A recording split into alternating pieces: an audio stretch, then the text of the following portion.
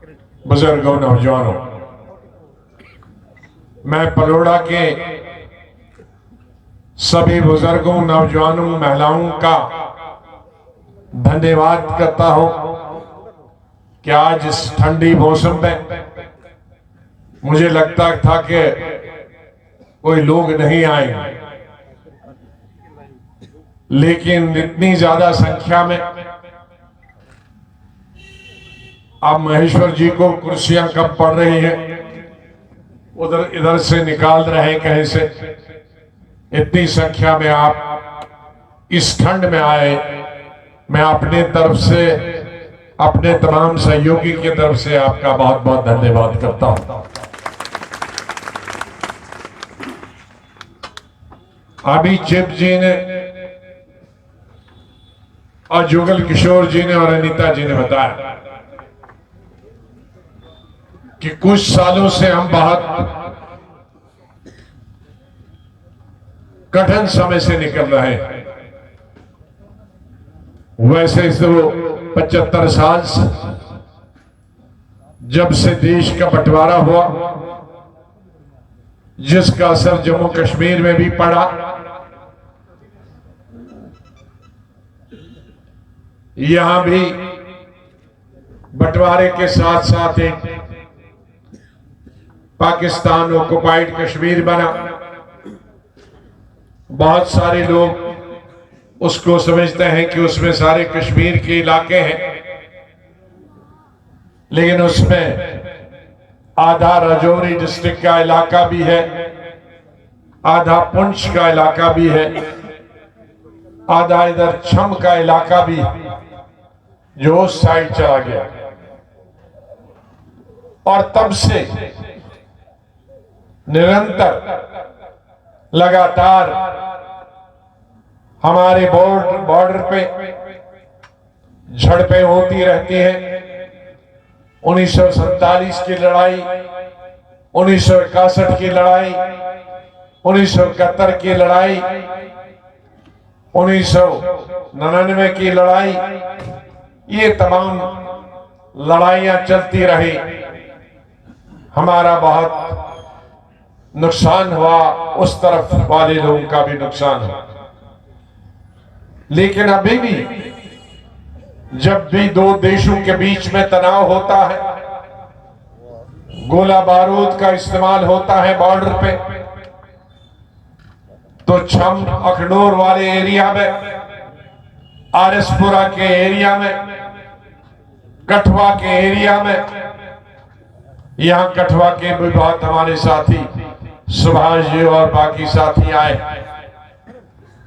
हमारे राजौरी से भी हमारे सबका एमएलए और एमएलसी अशोक शर्मा आए हैं, जो कि जनरल सेक्रेटरी भी है प्रोविंस। तो ये तमाम इलाके प्रभावित होते हैं, सांबा तक, कठवा तक। इन परेशानियों के बीच में 2014 से लेकर आज तक हमारी स्टेट में कुछ अच्छे भी काम हुए। मैं ये नहीं कहूंगा कि कुछ हुआ ही नहीं। इसकी आज जो सेंटर की सरकार है, हमारे राजनीतिक दल, दूसरे जो विपक्ष के हैं, उनमें और मुझ में इतना ही फर्क है कि मैं जो अच्छा काम करता है उसकी अच्छाई को भी गिनता, लेकिन जो बुरा काम करता है, जो अच्छा नहीं होता है, उसकी निंदा करता। जैसे आज की केंद्रीय सरकार ने अगर एम्स बनाए, उसको हम अच्छा मानते हैं। आईटीआई बनाया, खत्म करके बुलडोजर लगाने शुरू किए, लेकिन मेरी पार्टी ने 80-85 धरने दिए हर जिले पे, हर ब्लॉक पे, और उसके बाद में जब नहीं माने तो मुझे दिल्ली गृह मंत्री से जाना पड़ा और उनको समझाना पड़ा। मैं गृह मंत्री जी का धन्यवाद करता हूं कि उन्होंने हमारी बात मान ली और उस चीज को रोका। लेकिन मेरा विधानसभा का बनाया हुआ कानून को उन्होंने कोर्ट से रद्द किया। मेरा जम्मू कश्मीर के लोगों से ये भी वादा मेरी सरकार बनेगी तो हम विधानसभा में फिर कानून बनाएंगे तो गरीब लोगों को उनकी घर और जमीन कोई नहीं उनसे छीन लेगा। ये बड़े बड़े काम है, ये ट्रांसफर अपॉइंटमेंट बड़ा काम नहीं, ये बड़े काम है। मुझे गौरव है, मुझे फख्र है कि मैंने अपने 2.5 साल सरकार के समय में 160 अस्पताल बनाए इस रियासत में। अगर देखेंगे 70 साल में जितने बने हैं अस्पताल, उससे ज्यादा मैंने 2.5 साल में अस्पताल बनाए। जम्मू शहर में सुपर स्पेशलिटी से लेकर डिस्ट्रिक्ट हॉस्पिटल से लेकर 8 अस्पताल मैंने बनाए। नहीं 8,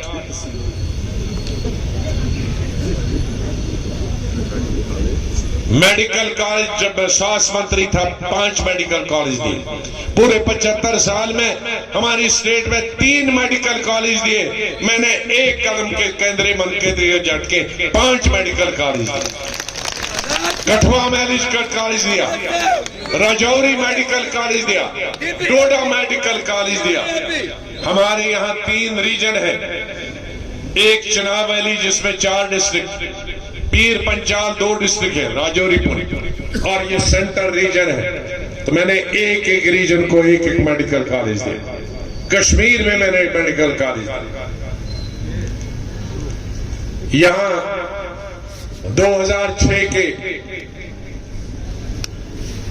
वक्त में जून के महीने, लेकिन आबादी बढ़ी, इसलिए मैंने कानून बनाया कि इनको कोई छेड़े नहीं, कि जिस जमीन पे चाहे वो घास चराई हो, चाहे रेवेन्यू की जमीन हो, चाहे इवैक्यूएटेड प्रॉपर्टी हो, उस पे 20 साल से ज्यादा जिसका कब्जा है वो उसके नाम पे हो जाएगी और हुई। लेकिन मुझे अफसोस है,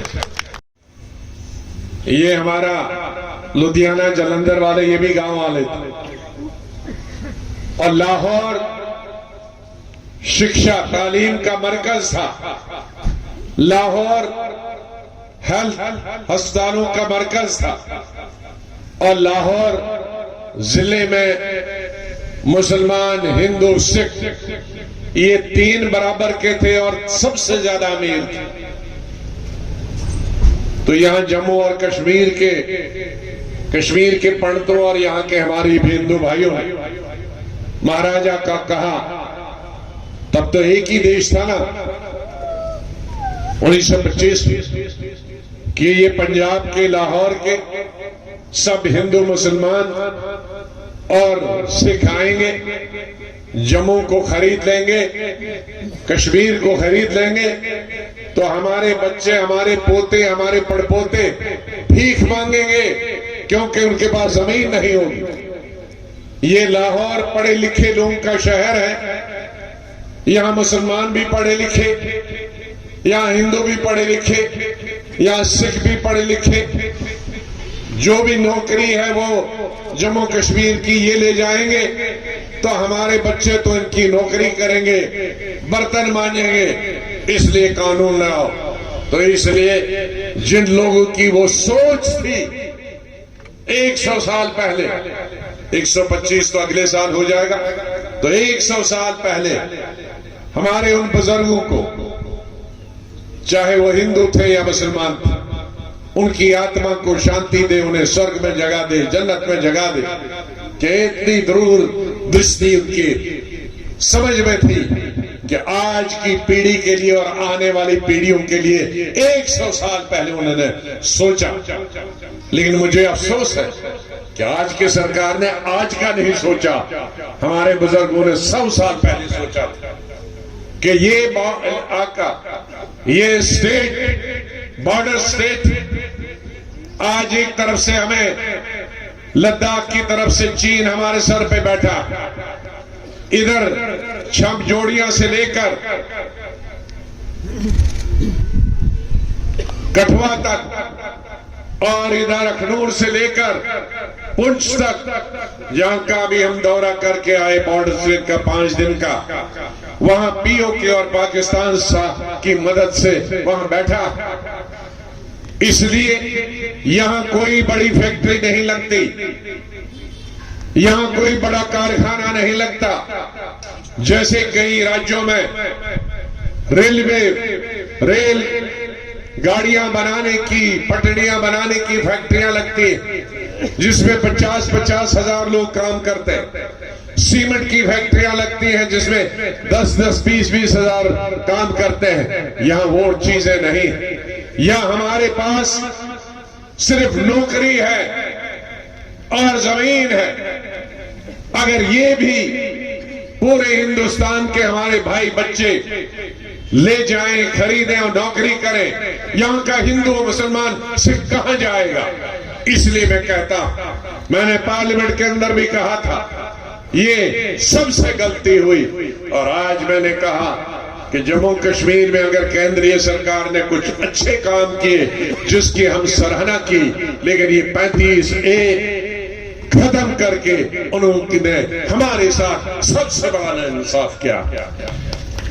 35 से पार्लियामेंट भी बना सकती है और विधानसभा भी बना सकती है।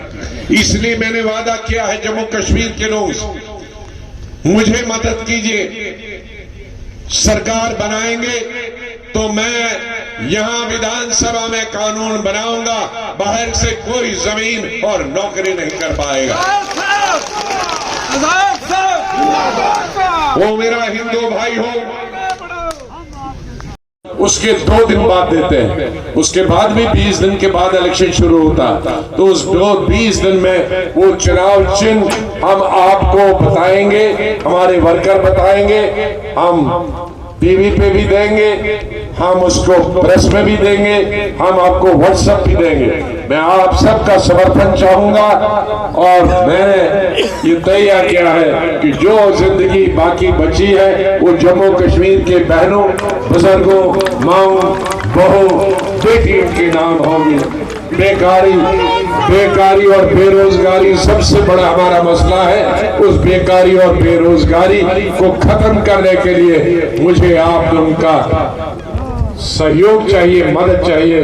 जय हिंद। कांग्रेस का जो हाल है, कितना बुरा हाल है, यहाँ गिर रहे हैं कहीं। मैं उस पर टिप्पणी नहीं करता हूँ, उनको उनके हाल पे छोड़ देता हूँ।